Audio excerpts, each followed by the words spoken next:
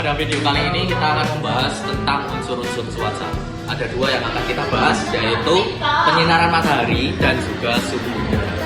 Yang pertama, penyinaran matahari. Temperatur di Indonesia itu dipengaruhi oleh posisi lintang dan juga kondisi alam. Nah, posisi lintang Indonesia itu berada di antara 6 derajat 8 menit lintang utara dan 11 derajat 15 menit lintang selatan. Sehingga Indonesia menerima panas matahari yang sama banyak. Semua panas yang berasal dari sinar matahari itu diterima oleh permukaan. Sebagian dipantulkan kembali dan sebagian lagi diserap oleh udara dan awan. Nah, jumlah panas matahari yang diterima bumi itu bergantung pada beberapa hal.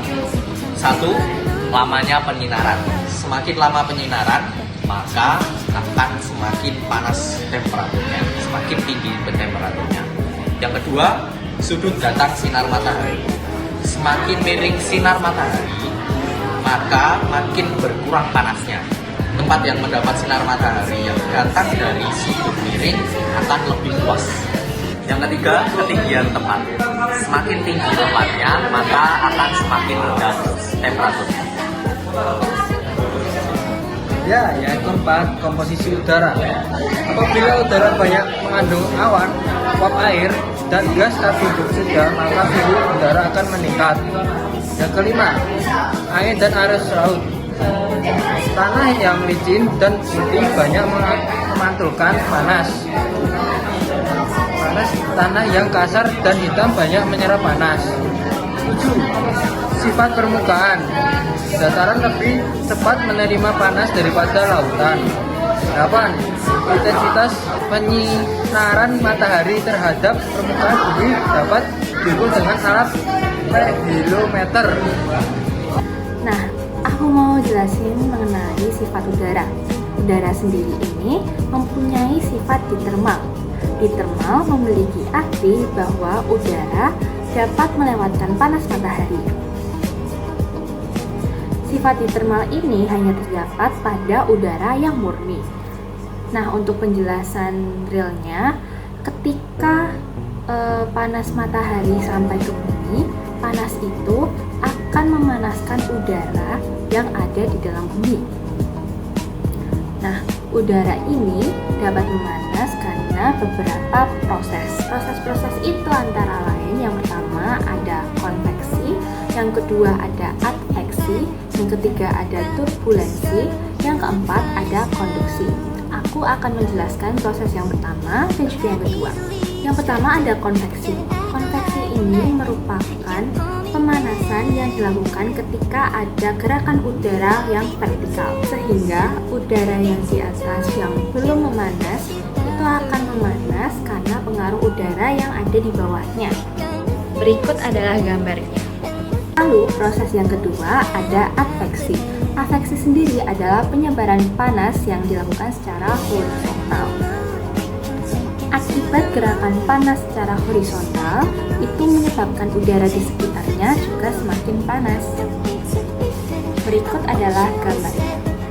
Dan yang ketiga ada turbulensi. Nah, turbulensi adalah penyebaran panas secara berputar-putar. Karena panasnya berputar-putar, maka penyebaran panas akan menyebabkan udara yang sudah panas bercampur dengan udara yang belum panas.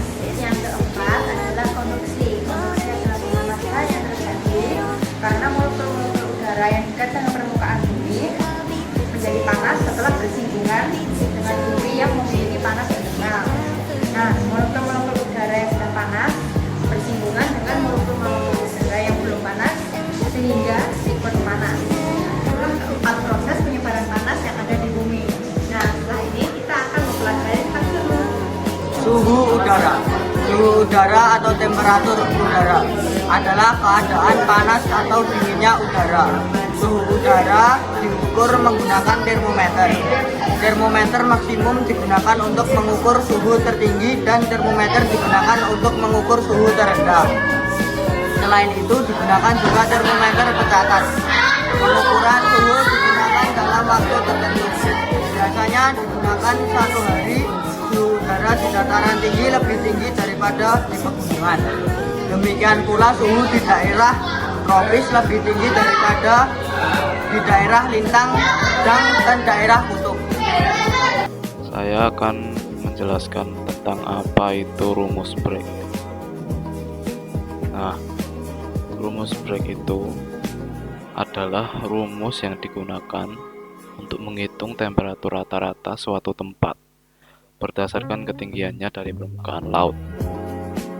Di sini sudah saya ketikkan rumus Bragg, di mana Tx itu adalah temperatur rata-rata tempat yang dicari, dan To adalah temperatur tempat yang diketahui sekarang, dikurangi dengan 0,6 dan dikali dengan ketinggian tempat dibagi 100.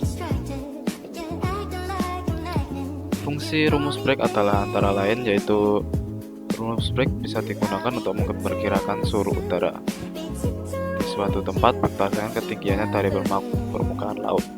Semakin tinggi tempatnya, semakin rendah suhu udaranya. Dan setiap 100 meter kenaikannya sama dengan suhu turun 0,6 derajat Celcius. Kita masuk ke contoh soal. Baik, diketahui yaitu suhu di permukaan laut TO sama dengan 27 derajat Celcius dan ketinggian kota X sama dengan 1500 meter, dan ditanya suhu yang kita cari.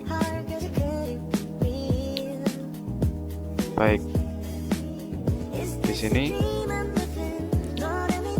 suhu yang kita cari sama dengan 27 yaitu TO, suhu di permukaan laut, dikurangi dengan 0,6, kemudian dikali dengan tinggi dibagi 100.